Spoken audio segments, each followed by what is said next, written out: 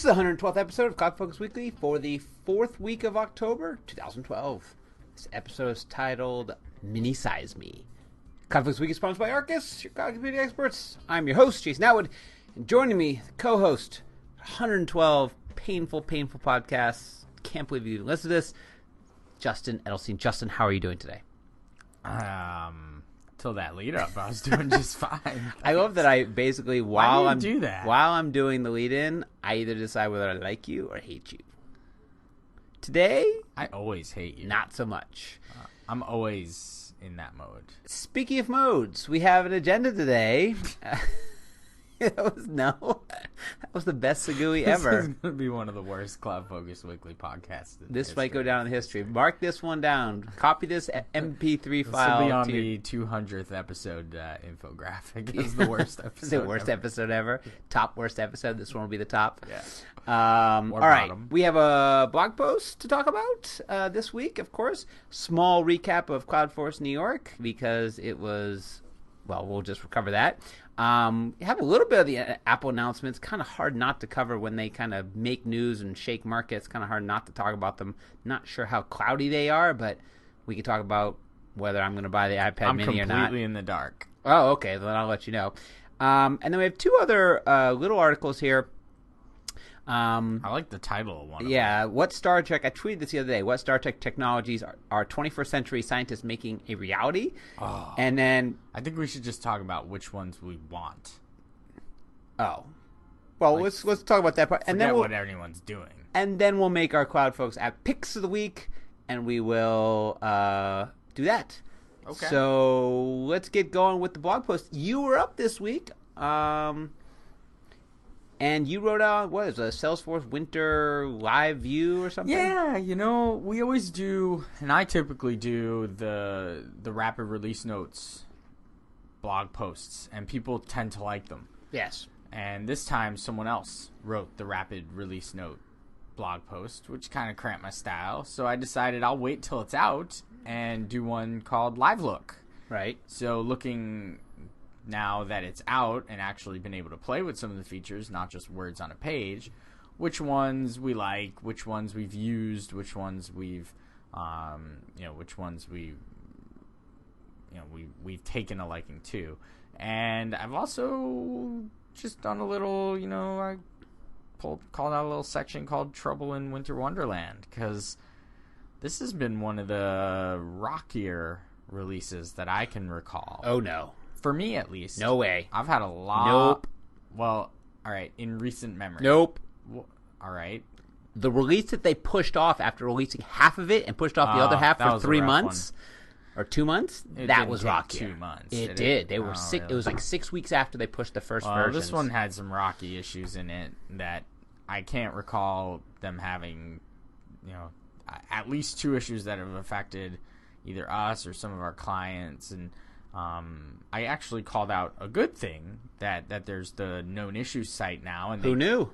Well, I did. Well, I know, but as of 2 months ago, I didn't know that. They haven't really publicized it too much yet.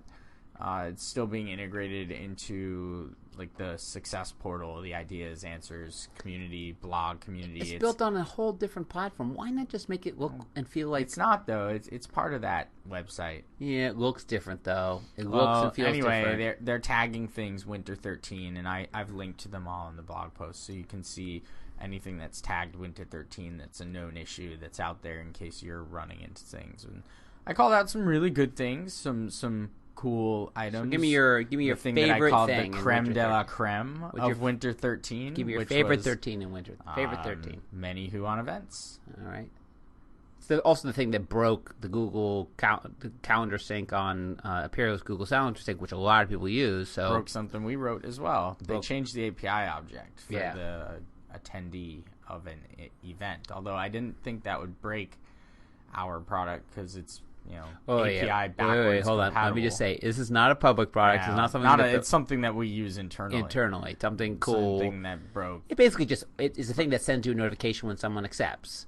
Sends you an email, right? And listen, it's a missing built on feature. the old API, so I don't know why the new. I mean, it's not really deprecated. Anyway, go read it. there's a few features I called out that I liked. And again, if you just are looking for a link of known issues for Winter 13, it's linked in the blog post, so you could check those out too. There you go, blog.arkusinc.com. Go get it. Next up, CloudForce New York. The recap. We were there. Here's the recap. If you're at Dreamforce, or if you watched any of the YouTube videos from Dreamforce, you were essentially at CloudForce New York. Yeah, it was a word for word. Other than the opening wasn't MC Hammer, it was the Harlem Tabernacle Choir. Okay. And instead of doing, there's one of the stories they swapped out. They did Toyota instead of someone else. Yeah, instead of Workday or not Workday, Work.com or. Oh, they did the Work.com one. I don't know. They swapped out somebody, but it was very, very familiar. But it was good. I mean, again, it's really meant for people who don't go to Dreamforce, right? It's why we don't sponsor, because it's too close. It's just too close to Dreamforce. If they did it in like February, I could be like, oh well, let's sponsor and let's go in there. But it's right after Dreamforce. It's the same slides. It's the same deck. It's the same video. Same videos. Yeah, but it's a nice feeling. Like, what's nice about CloudForce, it's a little bit more. When you walk around CloudForce, it feels like old Dreamforce, and it's very close. You see people constantly, as opposed to in between 10 venues. Even the seating in arena, like it was, I don't know, 5,000 people or whatever. You were really close. Like, I wasn't VIP at the session, but I was really close. When we walked in, you could sit basically anywhere you wanted. It was great. So I really liked it. I skipped the keynote. Yeah, you were talking to the client, but that's fine. You didn't need to be there. No, I already saw it. So it was good. I mean, we did our little 1 hour power hour at the MVP. We did out in front of the command center. The command center. We were answering questions. Live questions. Yes. Which is kind of interesting. From people coming up, asking us some things. Having fans of the podcast show up is always fun. Yeah, that was fun. And other than that, just a quick day, sort of, It was a quick day. So long day. Man, I went home and fell right asleep. Yeah.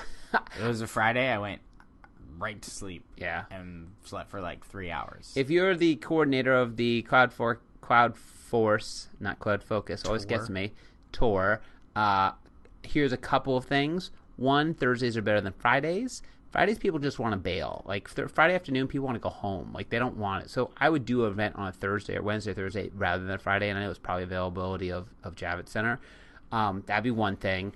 But other than that, I thought it was really well done. So that's the one thing. Yeah, the lunch was nice. There was a cocktail hour afterwards. I don't like the way they do the lunch at the CloudForce. Oh, it's just sort of handout? Like, walk around. Like, you can wait in this massive line for some vegetables. Right. And a bag of potato chips. And then there's just people walking around with, like, quarter wraps. But the cookies were good. Cookies and brownies. I didn't even have any. I was being good. You were being good. All right. Well, speaking of being good, Apple yesterday did some announcements. What'd they do here? I heard they announced an iPad 4. They did. Like, not really. A new iPad. So they announced a bunch of stuff. Well, first of all, they did a streaming version of the announcement on really? Apple TV. Like live stream it? And you could stream it on Safari. The internet? Yeah, on the internet. Only on Safari? They knew what browser you're using? Pretty much. So I watched it on my iPad. It was great. Had it streaming the whole time. Worked pretty good, but it was neat to actually watch it. And I didn't follow any of the blogs. Like, usually I'm following all the blogs and the live blogging. They must be mad because who needs that? Just watched it directly. So let me ask you a question. Sure. I have an iPad. Go on. I have an iPad. It's the iPad original, as they call it. iPad 1. The original iPad. Do you use that on top of your dinosaur, or just when your dinosaur is not in the room with you? There are people that, don't have the luxury of having a dinosaur. I have 3 dragons. Okay. Okay. Are you Khaleesi? I am. All right. So I feel like it's time to upgrade from the original iPad to a new tablet. Mm-hmm. And obviously I'm going to stay inside the Apple community. Mm-hmm. So I'm invested there. Mm-hmm. Of these 2 products that they've unveiled yesterday, the new iPad 4, which is basically the iPad 3 on steroids, and the iPad mini, what should I be looking for? Which one should I go for? Well, is this you, the person who said you don't use your iPad, never use it, don't really find a use for it? Or is this you that have since changed your mind and really like your iPad and basically keep it beside your bed and read it every morning? It's the me that leaves my iPad and uses it every day, but here's what I use it for. Surfing the internet, checking my email, going on Twitter, going on Facebook. I find that those are like my 4 big uses, and then occasionally some Netflix. Does it ever leave your house? It never leaves my house. Would it if it were lighter and smaller? Yeah, I think it would. Okay. And it would come on vacation with me. That's where, actually, yes, it leaves my house when I go away. Okay. It doesn't leave my house, like it's not here with, we are in the podcast studio, it is not with me. Yeah. Do you watch a lot of videos on it? Occasionally. Do you have how many iPads do you have in your house? Right now, 2. And what's the other one? They're both the same version? They're both originals. Okay. So for you, let's talk about what they announced, and then we'll leave that as something that people jump into. So they announced a bunch of stuff. New iMacs, thinner. They're thin and awesome. Oh yeah. New Mac Minis. They needed a refresh on that. Well, the iMacs have something called a Fusion drive, which is very cool. It's an SSD drive, and solid state, and a hard drive combined, and the software basically moves things onto the SSD based on how much you use it to make things very fast. So That's you can have slick. So you can have a 3 terabyte drive, but it performs like an SSD because it moves the stuff that you use the most onto the SSD. Wow. Yeah. When is that coming to my MacBook Pro? Next time. You don't need it because your MacBook Pro has all SSD. Yeah, but it doesn't have a 3 terabyte drive in it. Yeah, that's a size thing.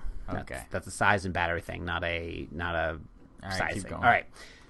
So a new version of Ibooks has a couple new features in it. Has a cloud like syncing, whatever. Get to the hardware stuff. Yeah, no, I'm going to get to stuff we want to talk about, but I want to talk about. So no, oh, and a 13-inch MacBook Pro Retina. Ah, big deal. I would have gotten that. People really like. I have the 15. I would have gotten the 13 because I have a 27-inch monitor sitting in front of me. I looked at it. I still would get 15 because when I'm using the 15, I want 15 inches. I don't want 13. I get it for if you're only going to connect up to monitors, then it's great and maybe use it occasionally. But when I want to use it occasionally, I still want a 15 inch. Anyway, moving on. So they announced iPad updates. So they updated the current iPad 3 to the iPad. They're calling it the 4th generation. I don't know. It's like so hard. The new iPad. The new iPad 4th gen something. Anyway, they just took the old one. They put Lightning in it. They put a faster chip. Like a much faster chip. Like a super fast It's a dual something chip. Yes. That's what I was reading, that it like blows it away. Yes. So there's that. But same size, same weight, same whatever. It's the old iPad with Lightning, faster chip, and I think maybe a faster, different Wi-Fi. But other than that. And maybe LTE for the wireless, I think. Or maybe the other one had that. Then they announced the iPad mini, which is a 7.9 inch versus 9.7. 7.9 versus 9. Oh, so under a pound. 0.68 of a pound. It's not even that much smaller. Not that much smaller. Same cover, has a new, the cover folding thing. Is it the same screen? No. 7.9 versus 9.7. Yeah, that size. Is it the same screen? It's not glass? A Retina. What do you mean, is it glass? Like you know how, one of my little bit of bugaboo about the iPad is that it, I'll go away and I'll be outside and it's hard to see the screen. Oh yeah. Yeah. Same. That same deal. Same deal.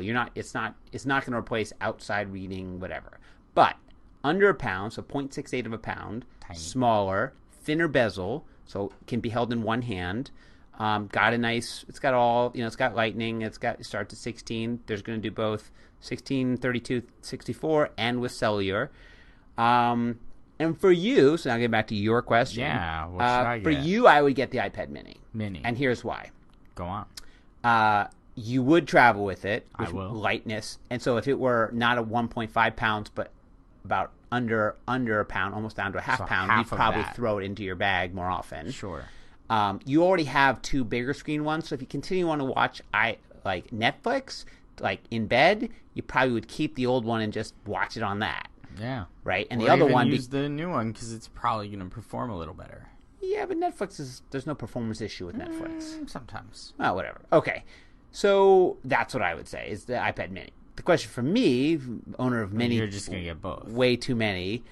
No, I don't think it'll actually upgrade because Lightning. Because here's the thing, I feel like there's a fourth gen iPad coming up, the real one that's not just the update. It's like the 4S to the 5. This is the 4S of iPads. The 3S? This is the iPad 3S, but not the Mini. The Mini's a new model. Right. So I'll get the new model because it's new, because I have to have it. But I was thinking, because I have a MiFi, which I use for connectivity, and I have the iPhone 5, which I can connect up for AT&T LTE very fast, but I always like to have another service just in case stuff happens.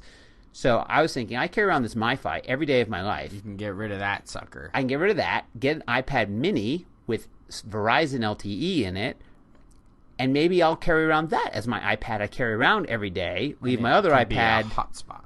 It'll be a hotspot, and it'll leave my other iPad sitting at home, whatever, with a stack of other iPads.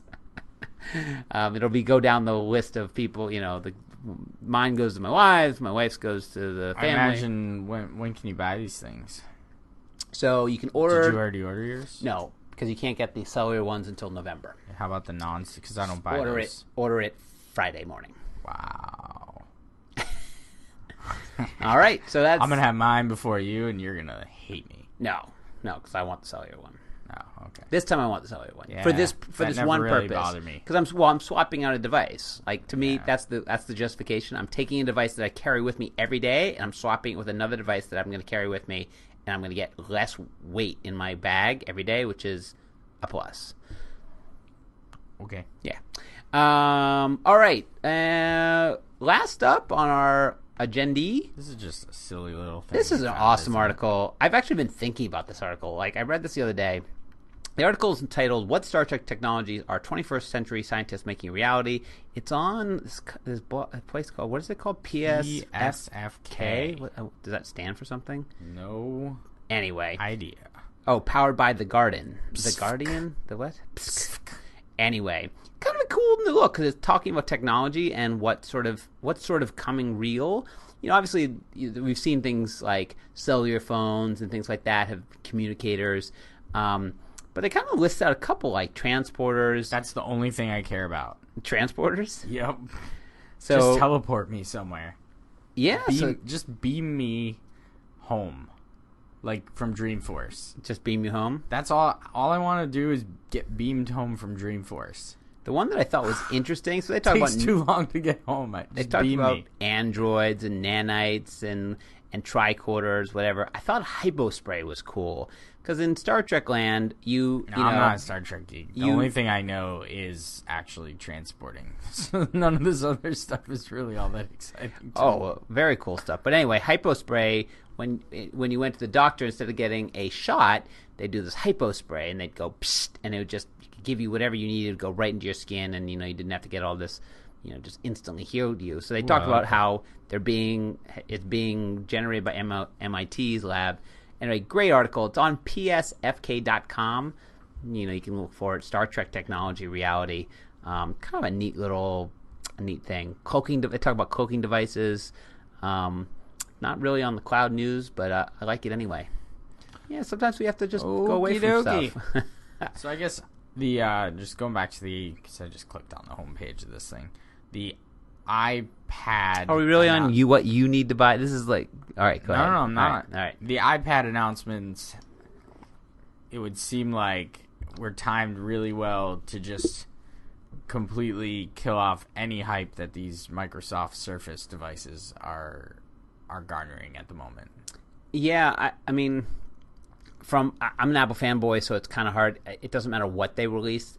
I've read the reviews of the like blurbs of the reviews of the Microsoft Surface tablets, and basically they all say they're a little bit buggy, they're a little bit hard to use, they're a little bit not built very well, and the environment where is the community of apps. Like, there's no Facebook and no Twitter app. Yeah, it's ridiculous to launch these days without that. Quote from David Pogue: "Surface is a brilliantly conceived machine whose hardware will take your breath away, but whose software will take away your patience." Yeah.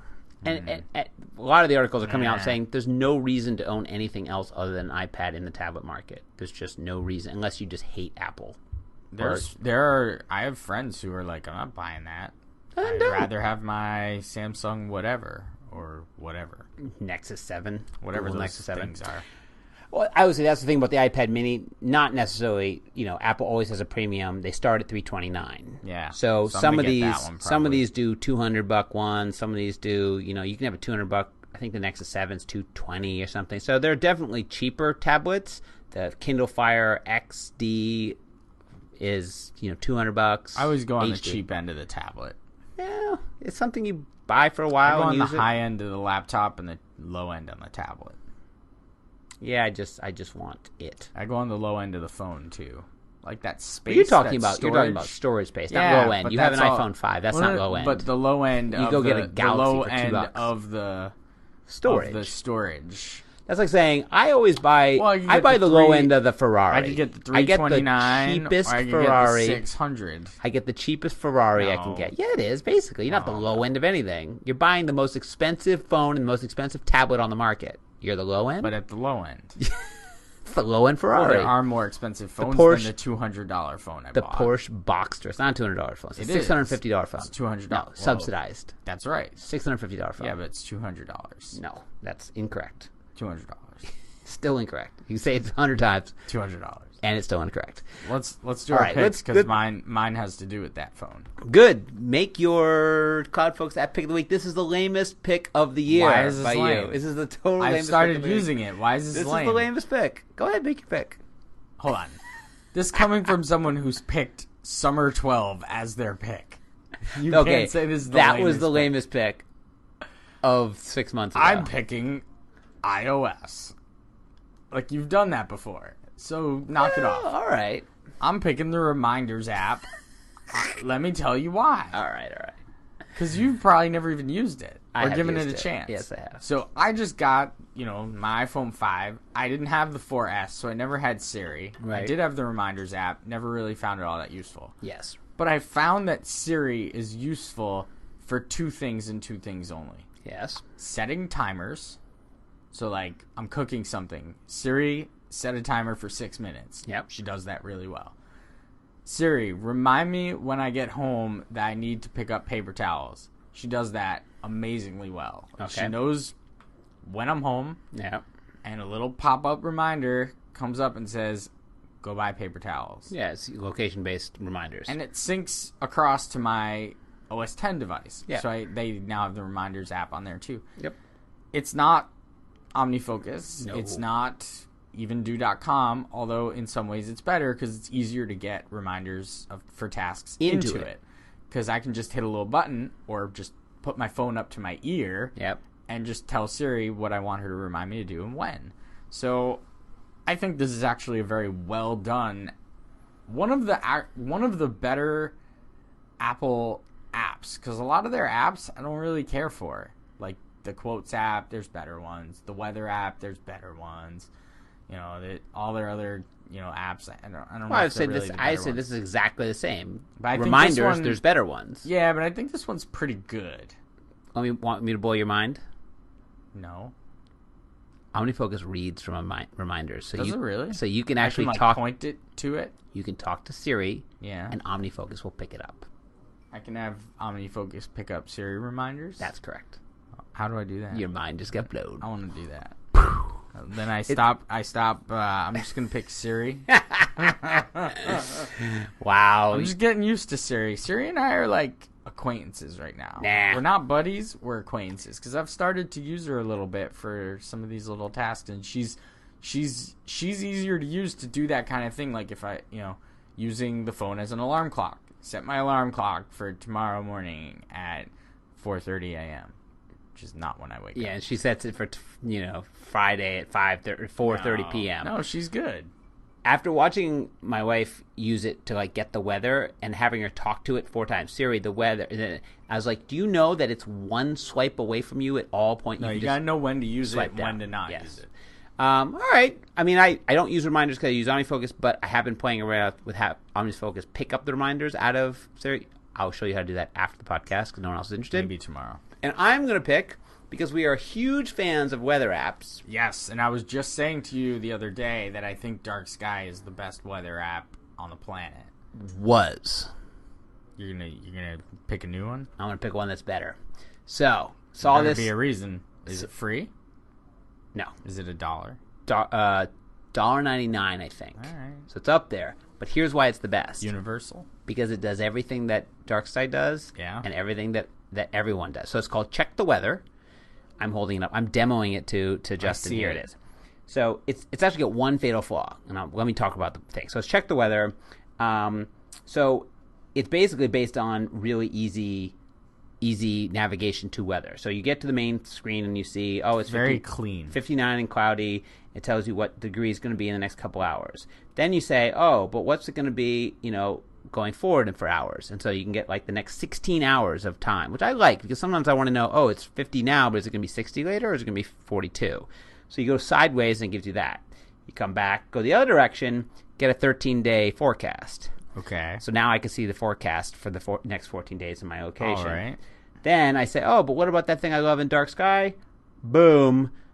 Go up, and it pulls up a weather map, and it pulls up a short-term rain thing with the rain, like it's going to rain or not rain in the next 5 to 10 minutes. Say it's raining now, it's not going to rain, this, that, the other. Yes. No rain expected the next hour. So it does hour not by... bad. So it basically does everything that every app does, but does it in the most clean and easy way possible. I'm going to stick with dark sky. No, this is... Well, don't tell me what I'm going to do. This is the best, with dark sky. Best app. Well, DarkSide doesn't do real weather. It doesn't do forecasts. It doesn't tell you what's going to be in the next 4 days. Yeah, it does. No, it doesn't. Yeah, it does. Oh, you want to bet? Want to bet your iPhone? No. Okay, let me pull up dark sky. Okay. Next rain. Here. No rain now. Next rain. Right. Whatever. I go full day. This evening, full overnight, day. morning. Where's my next day? There tomorrow. Is morning. No. Morning. What's tomorrow, next? What's morning. Saturday? What's the weather on Saturday? What's tomorrow morning? What's the morning? You just lost is that this tomorrow or is that yesterday? It's not a 10-day forecast. No, it's not a 10-day forecast. I want a 10-day forecast. All right, so you got a 10-day forecast. No 10-day forecast. I like the visualizations on that thing. Oh, I think it is. So the one fatal flaw of Check the Weather is, and everybody complains about this. Everybody gives it 5 stars, but they complains about this one thing. They give it 5 stars and then they complain? It's the font. The font is actually just not a very nice font. It's just hard to read. It's one of those fonts that you would use when you're in college and you're trying to get your 6-page paper to 8 pages. Yes. Because it's all like spread out. Yeah, it's like Courier. It's like they wanted to like make it look fun. Everyone knows what I'm talking about with Courier. But Courier it is 12.5 maybe. I've had this for 3 days. It has become my go-to weather app. I wish I could put notifications center. But anyway, Check the Weather. It might be available for other Android and whatever if you can. It's called Check the Weather. I think it's $1.99. Check it out. All right, well, that's it for CloudFocus Weekly this week. We'll be back next week with another episode, of course. Until then, remember to go to blog.arkusinc.com. Check us out on the Twitter. You can follow us. They're all there. We'll have all our things there. We're also on iTunes. We're also on Facebook and Google Plus and LinkedIn. Subscribe to the podcast. Enjoy. Leave us reviews. Discuss us on Discuss. All that and above. But for Jason, my other name, Jason and Justin here in the podcasting studio saying, enjoy those cloudy days.